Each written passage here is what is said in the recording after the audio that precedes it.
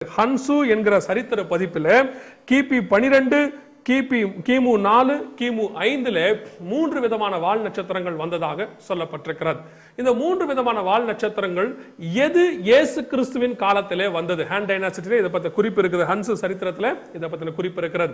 அப்படியானால் இந்த மூன்றிலே எது இயேசு கிறிஸ்து இருந்தபோது வந்ததான ஒரு குறிப்பு? அது எந்த வால் நட்சத்திரம் என்று பார்க்கும் பொழுது வேதத்தில் வாசிக்கிறோம், ஏரோது என்கிறதான மன்னன் இயேசுவை கொலை செய்ய வகை தேடினான் என்று சொல்லி பார்க்கிறோம். 2 வயதுக்கு உட்பட்ட பிள்ளைகள் எல்லாம் கொலை செய்ய சொன்னான் என்று சொல்லி வாசிக்கிறோம் அல்லவா? அப்படியானால் இந்த ஏரோது வாழ்ந்த காலம் எது என்று பார்க்கும்பொழுது கிமு 4ஆம் நூற்றாண்டிலே இவன் வாழ்ந்திருக்கிறான் என்கிறதான குறிப்புகள் கொடுக்கப்பட்டிருக்கிறது. அப்படி என்று சொன்னால் கிமு 4ஆம் நூற்றாண்டிலே ஏதாவது வால் நட்சத்திரம் வந்திருக்கிறதா என்று பார்க்கும்பொழுது இந்த 3 வால் நட்சத்திரத்திலே ஒரு நட்சத்திரம் ஆனது கிமு 4ஆம் நூற்றாண்டிலே வந்திருக்கிறது. அப்படியானால் அந்த குறிப்புக்கும் இந்த குறிப்புக்கும் அது ஒத்து போகிறது. சரி, இந்த ஒரு குறிப்பை வைத்து பார்க்கும் பொழுது இயேசு கிறிஸ்து கிமு 4ஆம் நூற்றாண்டில் தான் பிறந்தார் என்று சொல்லி பார்க்க முடியும். அப்படியானால் இயேசு கிறிஸ்துவோடைய பிறப்பை நாம் ஜனவரி மாசம் 1ஆம் தேதி கணக்கு வச்சிருக்கிறோமே, கிமு 1ஆம் நூற்றாண்டுல இருந்து கணக்கு கொள்றோமே, அப்ப கிமு 4னா இன்னும் கொஞ்சம் மாறுகிறது.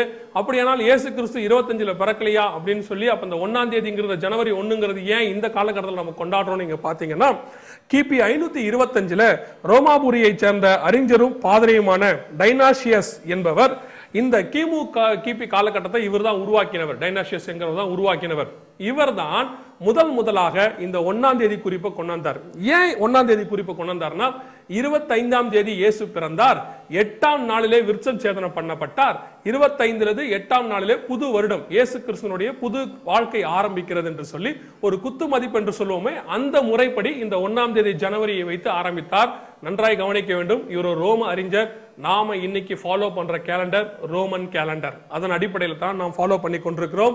அதற்கு முன்பதாக இயேசு காலத்தில் புழக்கத்தில் இருந்தது எல்லாமே யூதருடைய கேலண்டர் இருந்தது, அது ரோம கேலண்டர் முறைப்படி அல்ல.